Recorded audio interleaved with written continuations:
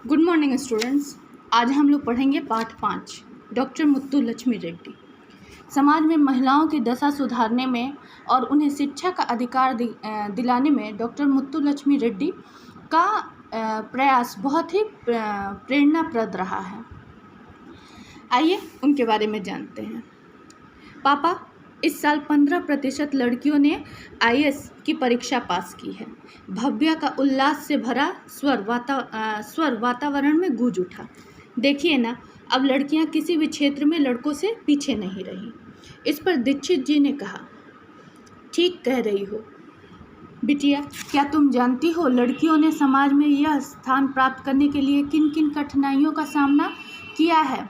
भव्या की प्रश्न सूचक दृष्टि देखकर उसके पिता ने कहा, आज से लगभग 100 वर्ष पहले महिलाओं के लिए सामान्य पढ़ाई लिखाई भी आसान नहीं थी। सुनो, मैं तुम्हें चिकित्सा के क्षेत्र में स्नातक की उपाधि पाने वाले पहली भारतीय महिला डॉक्टर मुत्तुलक्ष्मी रेड्डी के जीवन के बारे में बताता हूँ। तो यहाँ भव्या के पिता दीक्षित जी उन्हें डॉक्टर मुत्तुलक्ष्मी रेड्डी के बारे में बताते हैं, जो चिकित्सा के क्षेत्र में स्नातक की उपाधि प्राप्त की थी। स्नातक यानी कि ग्रेजुएशन।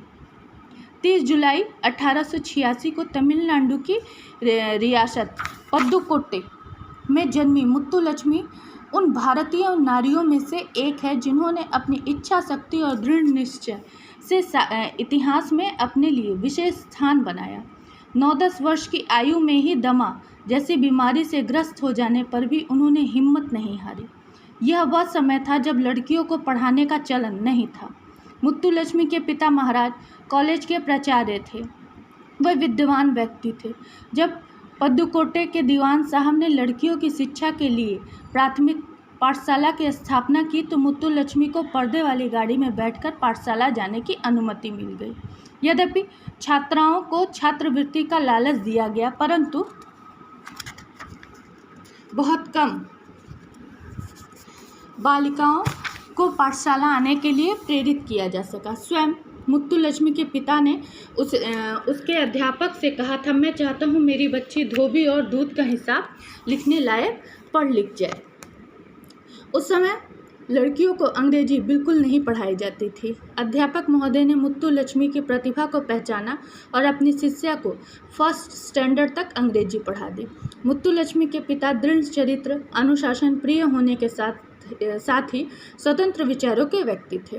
पुत्री की प्रतिभा को पहचान कर उन्होंने उसे आगे बढ़ने को प्रेरित किया, ताकि वो और आगे पढ़े, इसलिए उन्होंने उसे प्रेरित किया।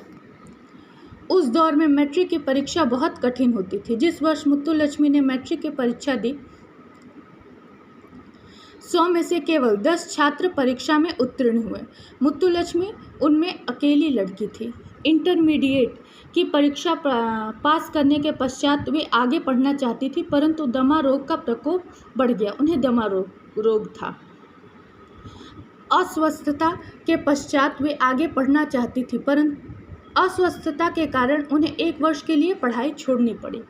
वर्ष 1907 में पद्दुकोट्टई के महाराज ने मद्रास मेडिकल कॉलेज में मुत्तु को प्रवेश दिलाने के लिए न केवल संतुति की बल्कि आर्थिक सहायता देने का आश्वासन भी दिया। संतुति यानी कि सिफारिश। बीमारी के कारण मुत्तुलक्ष्मी रात भर जागती रही। परिवार वाले पढ़ाई की ओर से उन्हें हतोत्साहित करते थे, परंतु मुत्तुलक्ष्मी के अच्छे परीक्षाफल ने सबका मुंह बंद कर दिया। तीसरे और चौथे वर्ष में शल्य चिकित्सा में उनके 100% अंक देखकर तो सबके मुंह खुले के खुले रह गए। वर्ष 1912 में मुत्तुलक्ष्मी डॉक्टर बन गई। उन्होंने सर्जरी में विशेष योग्यता प्राप्त की। किसी भारतीय विश्वविद्यालय से चिकित्सा के क्षेत्र में स्नातक की परीक्षा पास करने वाली मुत्तुलक्ष्मी पहली महिला थी। मुत्तुलक्ष्मी की पहली नियुक्ति मद्रास में इग्मोर के महिला एवं बाल रोग अस्पताल में सर्जन के रूप में हुई। वर्ष 1913 में किंग जॉर्ज अस्पताल के सर्जन डॉक्टर सुंदर रेड्डी से उनका विवाह हुआ। वर्ष 1925 में महिला एवं बाल रोग के क्षेत्र में उच्च अध्ययन के लिए भारत सरकार की छात्रवृत्ति पर उन्होंने पहली विदेश यात्रा की। जून 1926 में पेरिस में हुई अंतर्राष्ट्रीय महिला सम्मेलन में डॉक्टर मुत्तुलक्ष्मी ने भारतीय महिलाओं का प्रतिनिधित्व किया। उसी वर्ष स्वदेश लौटकर वे मद्रास विधान परिषद की सदस्य निर्वाचित हुई। भारत में विधानसभा में इनसे पहले कोई महिला सदस्य नहीं थी। डॉक्टर मुत्तुलक्ष्मी विधान परिषद की वाइस प्रेसिडेंट बनने वाली विश्व की पहली महिला थी।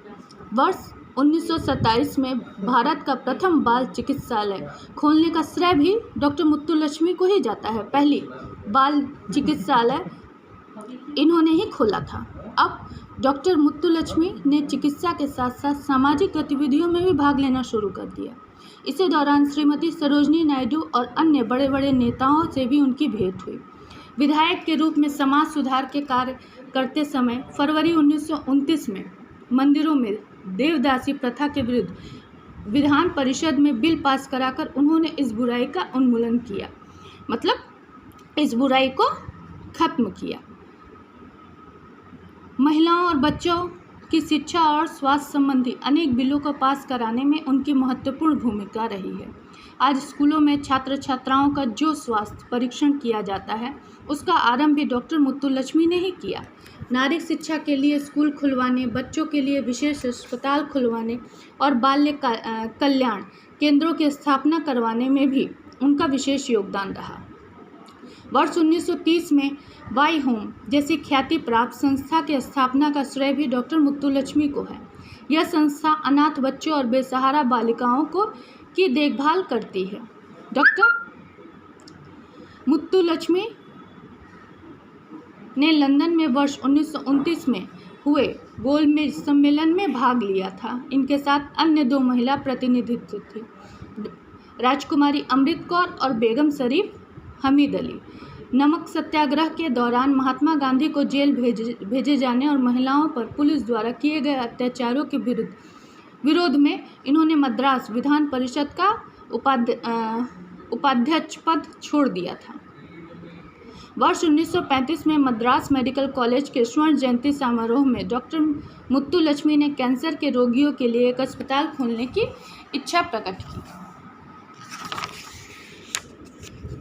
इस इच्छा का खुले दिल से स्वागत किया गया और वर्ष 1952 में पंडित जवाहरलाल नेहरू द्वारा अडयार कैंसर इंस्टीट्यूट की नींव रखी गई। 18 जून 1954 को इस अस्पताल में कामकाज शुरू हो गया और आज इस विश्व परिषद अस्पताल से प्रतिवर्ष लगभग 80,000 रोगी चिकित्सा लाभ उठाते हैं।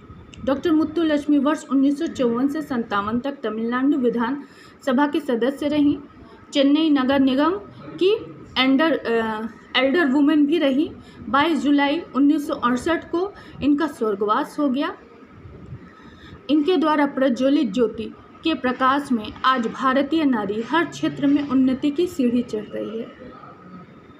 आप ठीक कहते हैं पापा, रेड्डी जैसी महिलाएं सदा हमारे लिए प्रेरणा का स्रोत रहेंगी, कुछ सोचते हुए भव्या ने कहा। आओ फिर दिया जलाएं। ये कविता की अटल बिहारी वाजपेयी की कविता की कुछ पंक्तियां हैं जिसे हम लोग सुनते हैं। आओ फिर दिया जलाएं, भरी दोपहरिया में अंधियारा, सूरज परछाई से हारा, अंतरतम का नेह निचोड़े, बुझी हुई बाती सुलगाएं। आओ फिर दिया जलाएं, हम पड़ाव को समझे मंजिल, लक्ष्य हुआ आँखों से ओझल, वर्तमान के मोह जाल में आने वाला कल न भुलाएं। आओ फिर से दिया जलाएं, आहुति बाकी यज्ञ अधूरा, अपनों के विघ्नों ने घेरा, अंतिम जय का व्रज बनाए, नौ दधीच हड्डियां गलाएं। आओ फिर दिया जलाएं, मतलब दिया जलाने का अर्थ हुआ कि समाज के लिए ऐसा कार्य करें ताकि लोग हमें याद रखें, जैसे डॉक्टर रेड्डी को याद किया जाता है। तो आज हम लोगों ने डॉक्टर मुत्तुलक्ष्मी रेड्डी के बारे में पढ़ा। इसका क्वेश्चन आंसर आपको नेक्स्ट क्लास में दे दिया जाएगा।